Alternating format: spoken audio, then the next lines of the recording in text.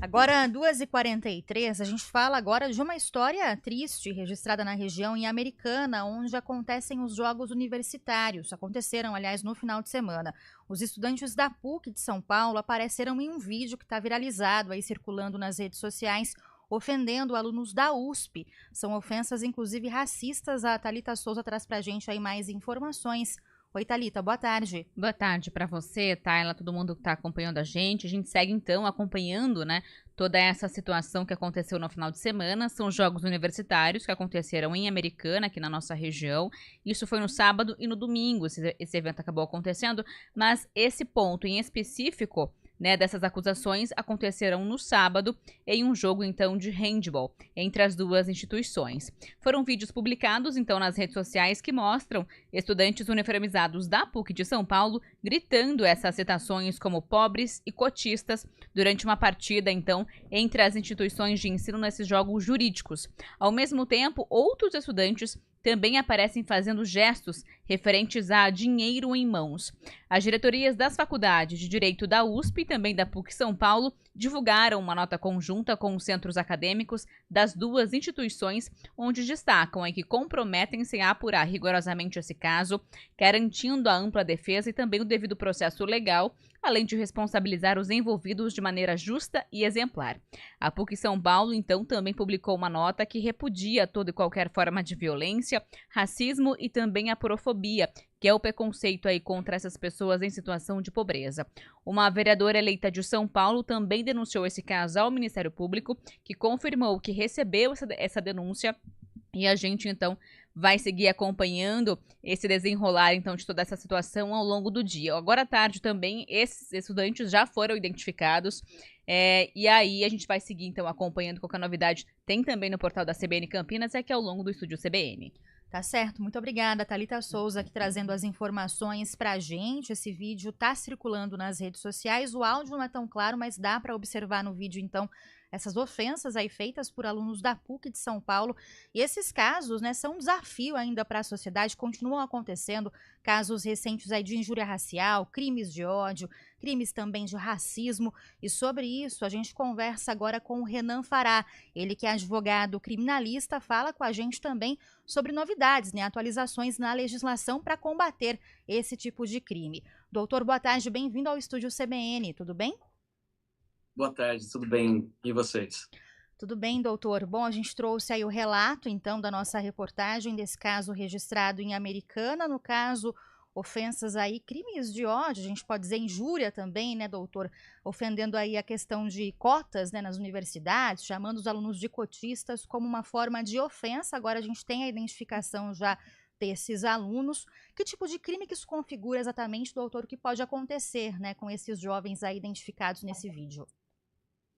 Olha, pela minha interpretação, cabe aqui enquadrar o artigo 20 da Lei de Racismo, da Lei 7.716, que foi alterada pela Lei Nova de 2023, a Lei 14.532, que colocou ali praticar, induzir, incitar a discriminação ou preconceito, em razão de raça, cor, etnia, religião, origem. Aí você pode até perguntar, mas não foi raça, etnia, origem.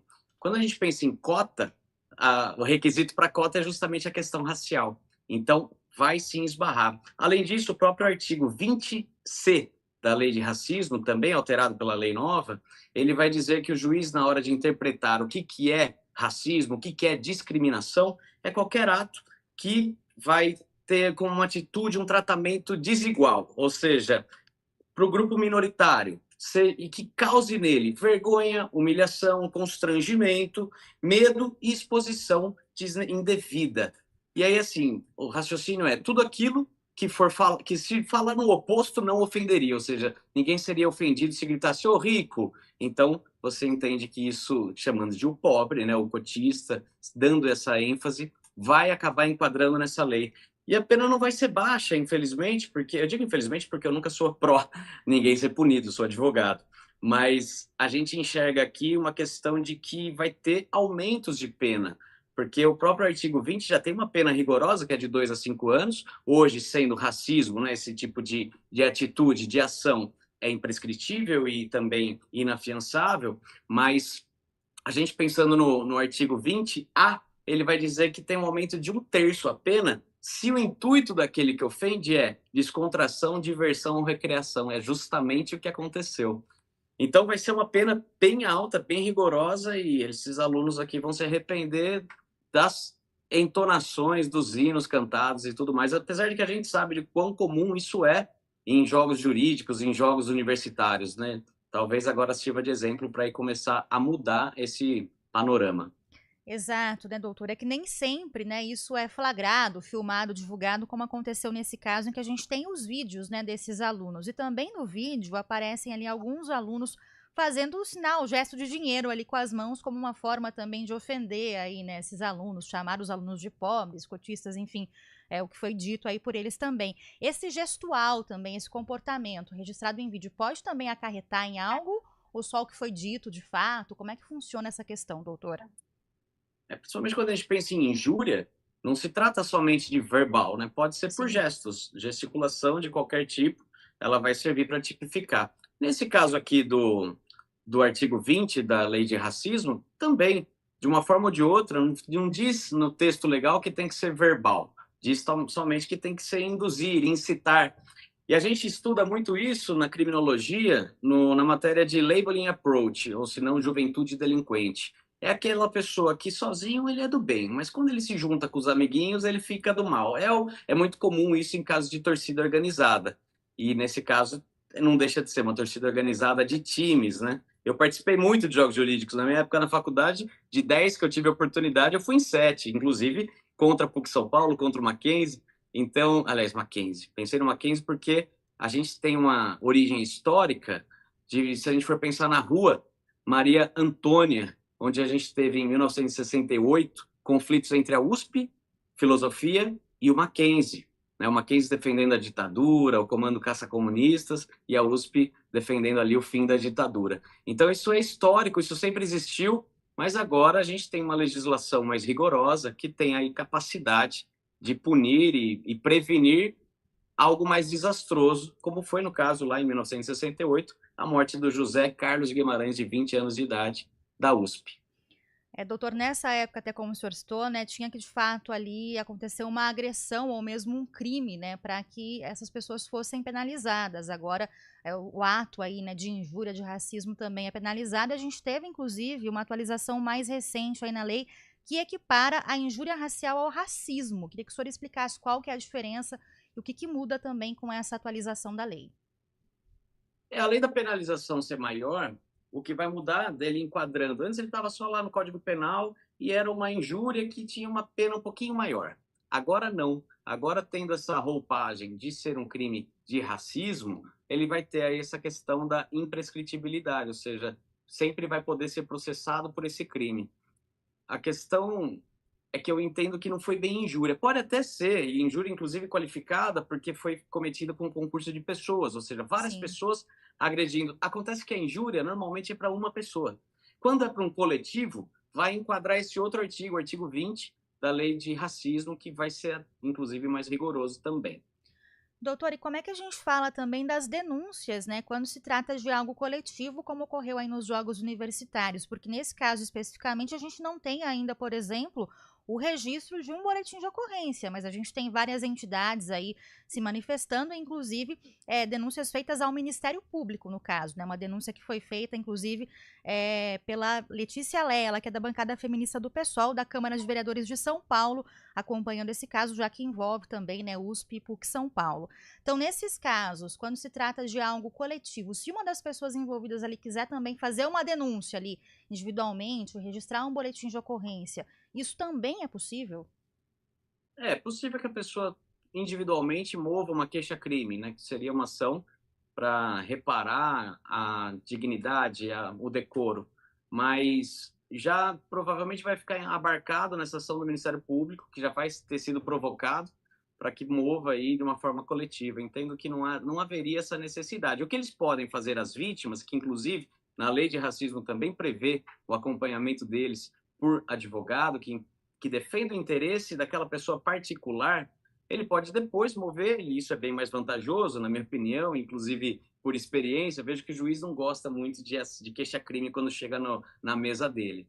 Ele fala, isso é uma questão de briga, é uma questão pequena, mas aqui a gente tem uma coisa maior que é o racismo.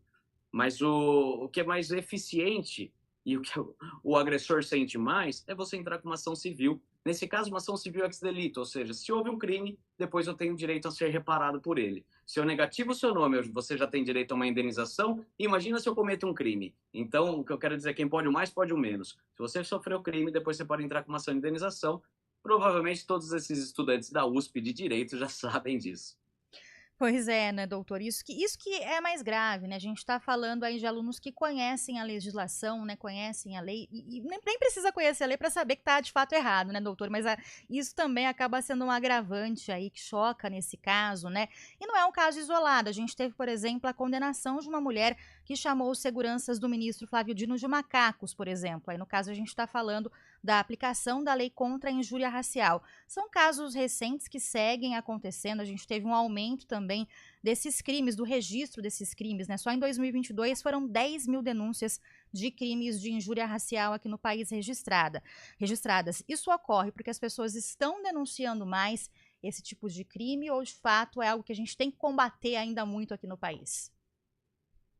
Eu tenho certeza que a gente tem que combater muito. O Brasil ainda é um país muito racista, ainda tem muita segregação, e quando algumas medidas começam a ser aplicadas para diminuir, parece que tem um efeito reverso, né? Tanto que os alunos ali chamaram eles de cotista como uma forma de diminuí-los. Sim. Então, eu entendo que a informação sendo transmitida, inclusive aqui vem um elogio à imprensa, a vocês, a divulgação dos direitos das pessoas é que faz aumentar o número de denúncias. A pessoa não sabia que ela tinha direito ou não sabia quantos direitos ela tinha até que ela é informada, e sempre pelo papel da imprensa. Então, eu entendo que é o conhecimento, sair da ignorância, é o conhecimento da lei, e aí busca trazer esses números para as autoridades que passam a registrar também.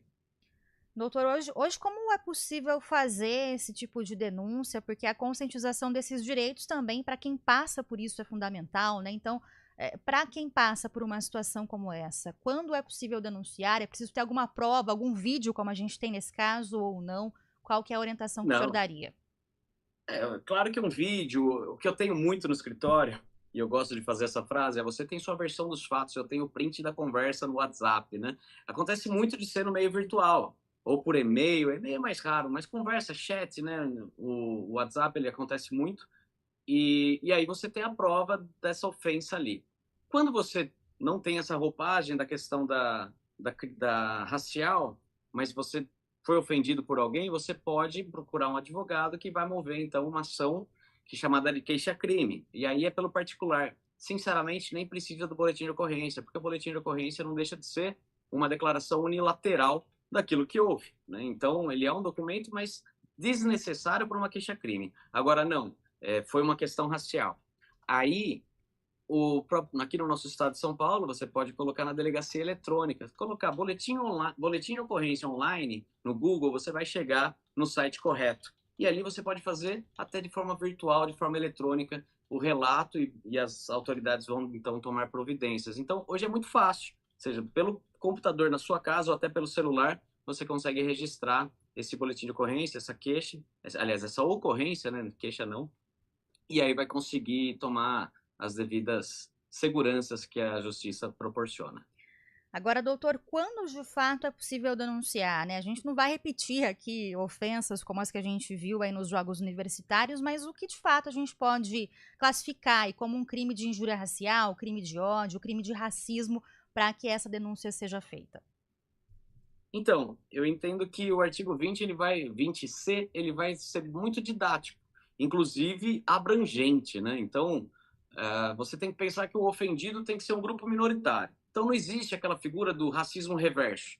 Não dá para você falar, eu estou me sentindo ofendido como macho branco alfa, né? Tem aquelas expressões. Isso não existe, porque você é maioria. Sim. Então, necessariamente tem que ser um grupo minoritário. E o artigo 20C, ele vai dizer que o juiz tem que considerar como discriminatória qualquer atitude ou tratamento dado a uma pessoa de grupo minoritário, ou seja, entenda, né, o que seria aquele que não é maioria, e que cause constrangimento, humilhação, vergonha, medo e exposição indevida. Mas depois o próprio artigo vai dizer que é aquilo que que se fosse usualmente tratado com outro grupo, né, com o grupo majoritário, não causaria nenhum tipo de problema. Muito bem, eu agradeço aqui ao Dr. Renan Fará, ele que é advogado criminalista, falando com a gente sobre esse caso recente aí, então, nos Jogos Universitários aqui em Americana e sobre as mudanças também na lei quando a gente fala aí dos crimes de ódio e crimes de racismo. Doutor, muito obrigada, viu, pela sua participação, pelas explicações aqui pra gente. Uma ótima tarde para você. Eu que agradeço, a gente aqui às vésperas do feriado da Consciência Negra, Sim, passando por um momento tortuoso como esse, né? Infelizmente, uma triste infelizmente. coincidência. Fico à disposição de vocês, é um grande prazer participar. Um forte abraço. Um abraço, muito obrigada, doutor Renan Fará, então, advogado criminalista aqui com a gente. Agora, 2h59, a gente faz o intervalo e logo mais vem aí também o Repórter CBN.